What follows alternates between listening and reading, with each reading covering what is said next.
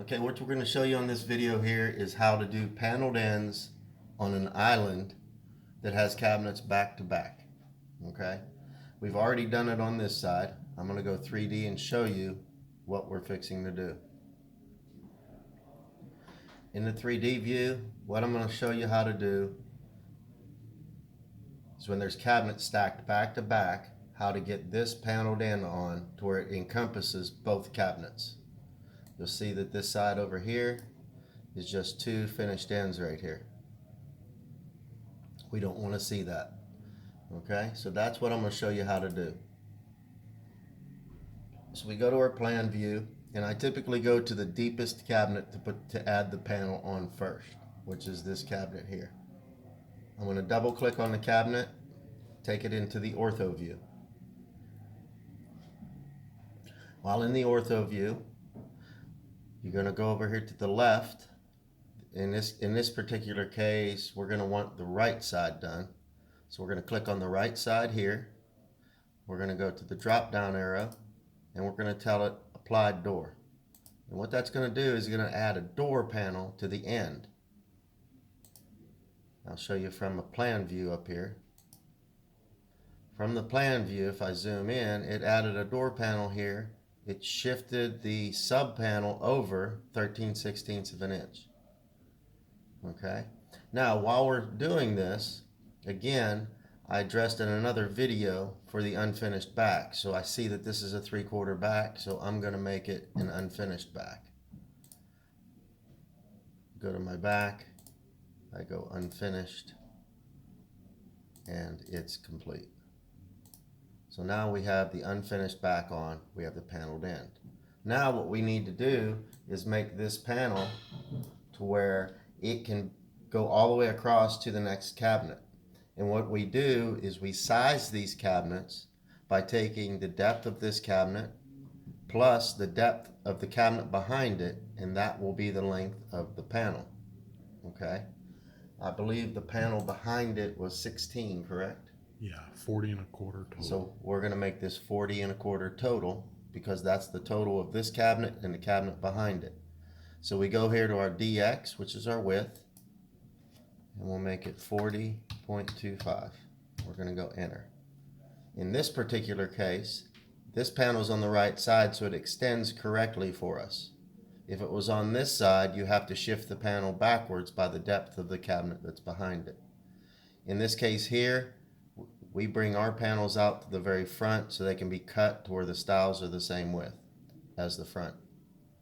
So I'm going to tell this particular panel to move forward by the thickness of this face frame, which over here it says the thickness of the face frame is 13/16. I'm going to click on my panel, and my in and out, I'm going to add 13/16 to it. So all I'm going to do is go plus 0.8125, or you can go plus 13/16. And you notice that it pushed the panel forward into the proper position. So now the panel is in the proper position. It's the proper length according to the math that we did earlier. Now what we want to do, this panel is a pretty big panel, so I would prefer that panels that are this size have two sections in it instead of one. So we're going to add a center stile here. How you do that is quite simple. We go to our section view here, our section editor. We go to the side where the panel is.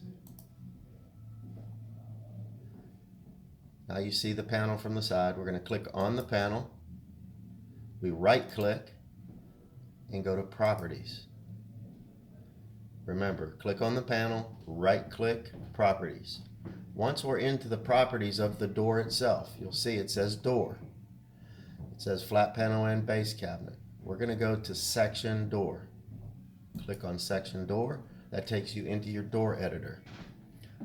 We're simply in the door editor going to click on the panel, and very much like the sectioning of a cabinet, it gives you the same exact tools for a door. You're going to click vertical.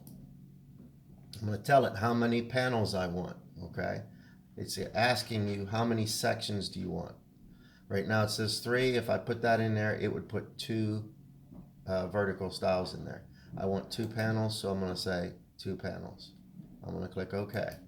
And you see where it added the center stile, which is equal. They're both the same width. After you do that, you simply click OK. You click OK, and you watch it add the center stile. That is how you add an island end panel. Now when we go to the floor plan, we're going to zoom in. We want to make sure that that panel is encompassing from front of frame to front of frame. There's the front of the frame here. There's the front of this frame. Now I do know that it's encompassing both of them and crisscrossing it because of this line right here.